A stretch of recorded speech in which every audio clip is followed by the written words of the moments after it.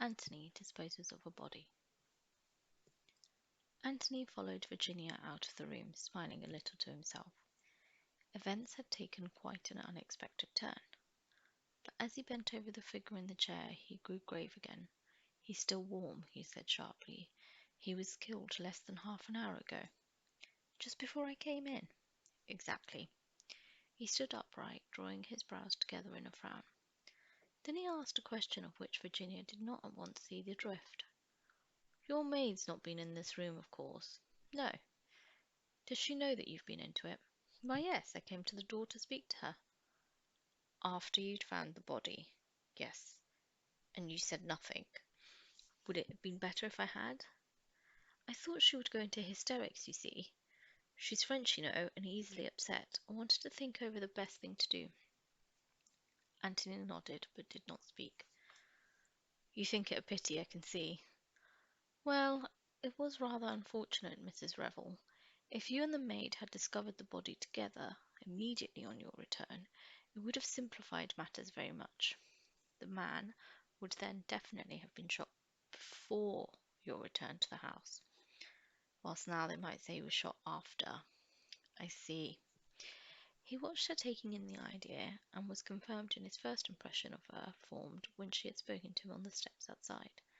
Besides beauty, she possessed courage and brains.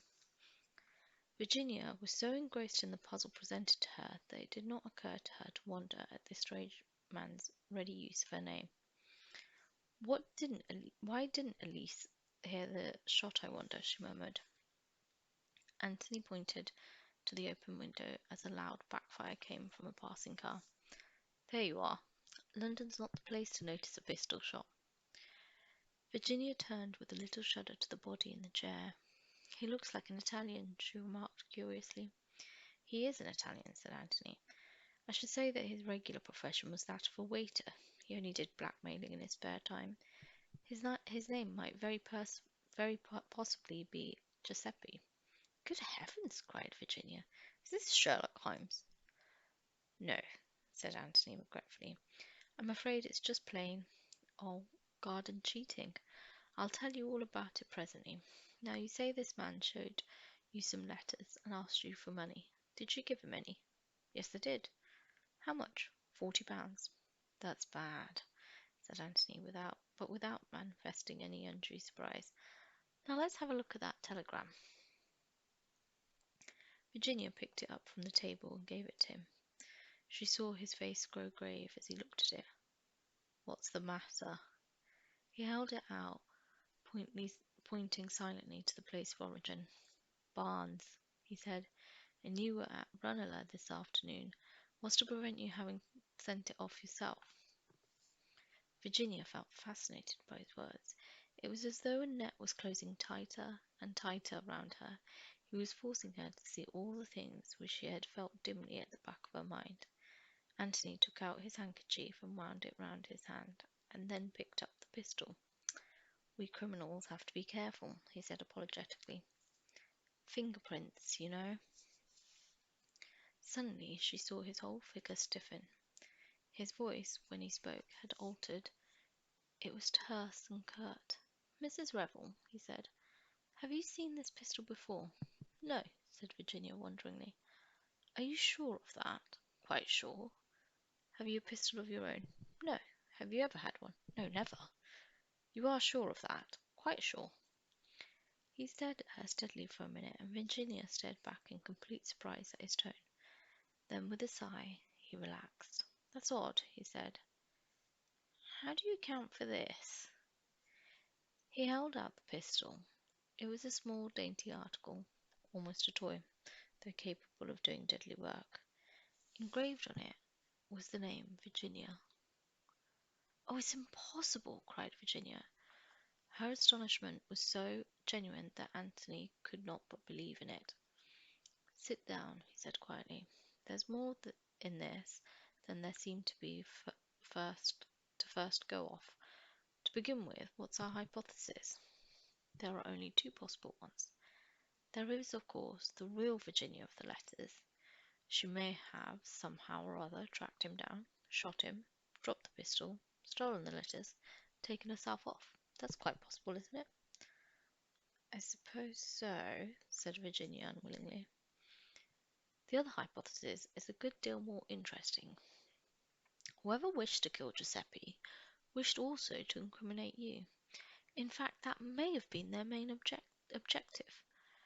They could get him easily enough anywhere, but they took extraordinary pains and trouble to get him here, and whoever they were, they knew all about you, your cottage at Datchet, your usual household arrangements, and the fact that you were at Ranelagh this afternoon. It seems an absurd question, but have you any enemies, Mrs. Revel? Of course I haven't. Not that kind, anyway. The question is, said Anthony, what are we going to do now? There are two courses open to us. A. Bring up the police, tell the whole story, and trust to your unassailable position in the world and your hitherto blameless life. Or B. An attempt on my part to dispose successfully of the body. Now, naturally, my private inclinations urge me to B. I've always wanted to see if I couldn't conceal a crime with the necessary cunning, but have had a squeamish objection to shedding blood. On the whole, I expect A's the soundest. Then there's a sort of boulderized A. Ring up the police, etc., but suppress the pistol and the blackmailing letters. That is, if they are on him still. Anthony ran rapidly through the dead man's pocket. He's been stripped clean, he announced. There's not a thing on him. There'll be dirty work at the crossroads over those letters. Yet, oh, hello, what's this? A hole in the lining? Something got caught there, torn roughly out, and a scrap of paper left behind. He drew out the scrap of paper as he spoke and brought it over to the light. Virginia joined him. Pity we haven't got the rest of it, he muttered. Chimneys, 11:45 Thursday. Sounds like an appointment. Chimneys? Cried Virginia. How extraordinary. Why extraordinary? Rather high tone for such a low fellow. I'm going to Chimneys this evening. At least I was. Anthony wheeled round on her. What's that? Say that again. I was going to Chimneys this evening, repeated Virginia. Anthony stared at her. I begin to see. At least, I may be wrong, but it's an idea. Suppose someone wanted badly to prevent your going to Chimneys. My cousin George Lomax does, says Virginia with a smile. But I can't seriously suspect George of murder. Anthony did not smile. He was lost in thought. If you ring up the police, it's goodbye to any idea of getting to Chimneys today, or even tomorrow, and I should like you to go to Chimneys. I fancy it will disconcert our unknown friends. Mrs. Revel, will you put yourself in my hands? It's to be plan B, then. It's to be plan B. The first thing is to get that maid of yours out of the house. Can you manage that? Easily.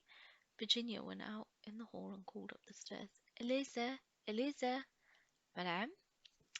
Anthony heard a rapid colloquy, and then the front door opened and shut. Virginia came back into the room. She's gone. I sent her for some special scent. Told her the shop in question was open till 8. It won't be, of course. She's to follow after me by the next train without coming back here. Good, said Anthony approvingly. We can now proceed to the disposal of the body. It's a time-worn method, but I'm afraid I shall have to ask you if there's such a thing in the house as a trunk. Of course there is. Come down to the basement and take your choice. There was a variety of trunks in the basement. Anthony selected a solid affair of suitable size. I'll attend to this part of it, he said tactfully. You go on upstairs and get ready to start. Virginia obeyed. She slipped out of her tennis kit, put on a soft brown travelling dress, and a delightful little orange hat, and came down to find Anthony waiting in the hall with a neatly strapped trunk beside him. I should like to tell you the story of my life, he remarked, but it's going to be a rather busy evening. Now this is what you've got to do. Call a taxi, have your luggage put onto it, including the trunk, drive to Paddington, there have the trunk put in the left luggage office. I shall be on the platform. As you pass me by, drop the cloakroom ticket. I will pick it up and pretend to return it to you, but in reality I shall keep it. You go on to Chimneys and leave the rest to me." "It's awfully good of you," said Virginia. "It's really dreadful of me saddling a perfect stranger with a dead body like this." "I like it," returned Anthony nonchalantly. "If one of my friends, Jimmy McGrath, were here, he'd tell you that anything of this kind suits me down to the ground." Virginia was staring at him. "What name did you say?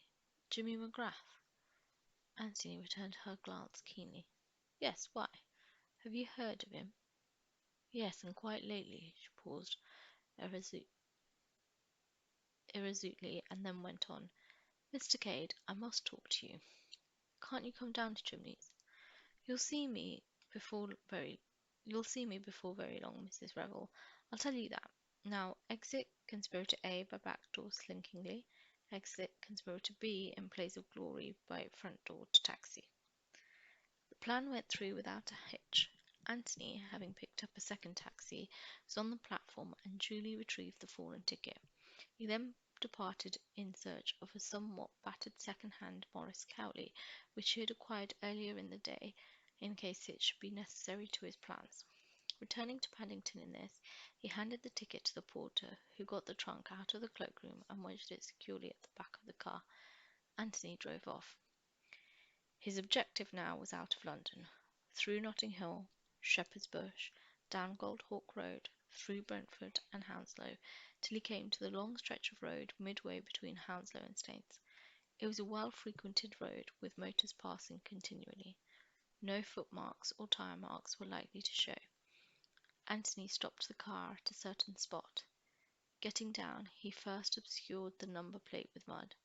Then, waiting until he heard no car coming in either direction, he opened the trunk, heaved out Giuseppe's body, and laid it neatly down by the side of the road, on the inside of the curb, so that the headlights of passing motors would not strike it. Then he entered the car again and drove away. The whole business had occupied exactly 1 minute and a half. He made a detour to the right, returning to London by way of Burnham Beeches. There, again, he halted the car, and choosing a giant of the forest, he deliberately climbed the huge tree. It was something of a feat even to Anthony. To one of the topmost branches he affixed a small brown paper parcel, concealing it in a little niche close to the bowl. "A very clever way of disposing the pistol," said Anthony to himself with some approval. "Everybody hunts about on the ground and drags ponds, but there are very few people in England who could climb up that tree." Next, back to London and Paddington Station. Here he left the trunk, at the other cloakroom this time, the one on the arrival side. He thought longingly of such things as good rump steaks, juicy chops, and large masses of fried potatoes. But he shook his head ruefully, glancing at his wristwatch. He fed the Morris with a fresh supply of petrol, then took the road once more. North, this time. It was just after 11:30 that he brought the car to rest in the road adjoining the Park of Chimneys. Jumping out, he scaled the wall easily enough, and set out towards the house. It took him longer than he thought, and presently he broke into a run. A great grey mass loomed up out of the darkness, the vulnerable pile of Chimneys. In the distance, a stable clock chimed the 3/4. 11:45. Time mentioned on the scrap of paper. Anthony was on the terrace now, looking up at the house. Everything seemed dark and quiet. "They go to bed early, these politicians," he murmured to himself. And suddenly a sound smote upon his ears, the sound of a shot. Anthony spun round quickly. The sound had come from within the house, he was sure of that. He waited a minute, but everything was still as death. Finally he went up to one of the long French windows, from where he judged the sound that had startled him had come. He tried the handle. It was locked. He tried some of the other windows, listening intently all the while, but the silence remained unbroken. In the end, he told himself, he must have imagined the sound, or perhaps mistaken a stray shot coming from a poacher in the woods. He turned and retraced his steps across the park, vaguely dissatisfied and uneasy. He looked back at the house, and whilst he looked, a light sprang up in one of the windows on the first floor. In another minute it went out again, and the whole place was in darkness once more.